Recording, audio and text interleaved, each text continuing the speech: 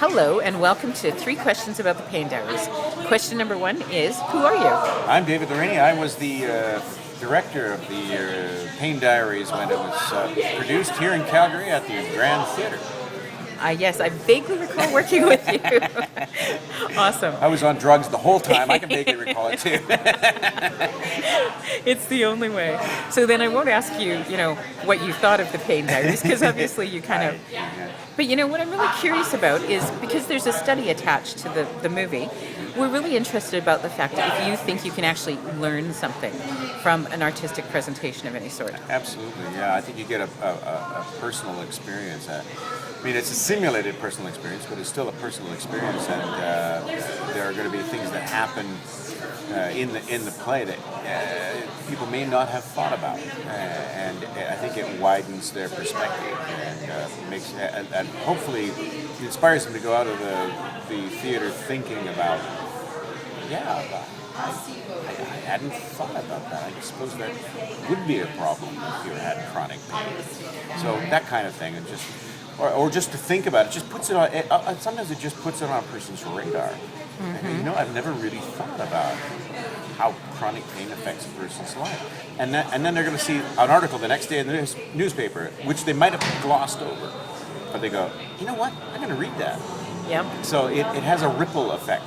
Yes. Well, and it's an interesting thing too, because when I wrote the play, we were saying it was 20% of the population that was affected. When you and I were doing the play, they were saying it was 25% of the population. And now that we're doing the movie, it's 30% of the population. I have no doubt about that. That does not surprise me in the least. It's interesting. Yeah. What about the comedy aspect? Do you think comedy lessens the experience? No. I think you need that relief.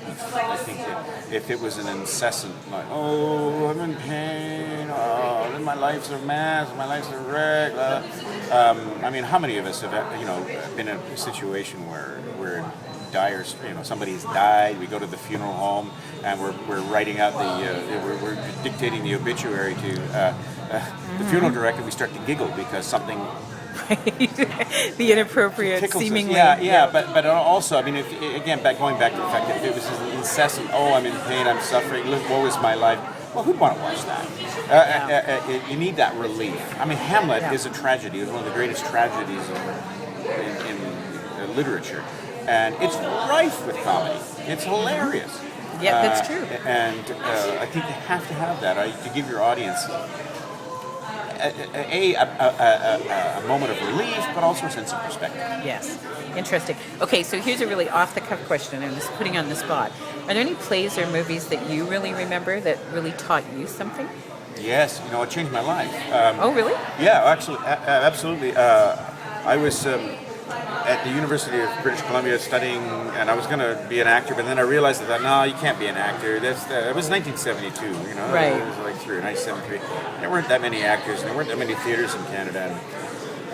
And I went to see One Flew Over the Cuckoo's Nest. Now, you go, what has that got to do with acting, except watching great acting? But there was a moment where Jack Nicholson's character makes a bet to pull up that great huge granite shower head thing that was in the shower room, and basically said, I can do this, and they placed bets on it, and he pulled, man, he had just about broke a vein in his head to get it done, but he didn't. He didn't budget a centimeter, and then as he walked out the room, they all looked at him like, oh my God, Mac, you failed, and he looked at him and says, what are you looking at, goddammit? He said, I tried, didn't I?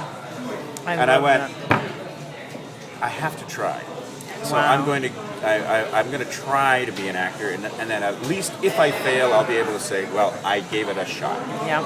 And instead of saying, I don't, that's not going to happen. You can't be an actor. Who can be an actor? You can be an actor and get paid for it and make a living out of it. Yeah. But I said, no, I'm going to give it a try. That's amazing. And 35 years later, here I am. You've got the sink off the wall, or at least close, right? That's awesome. Yep. Thank you so much for your time, David. Okay.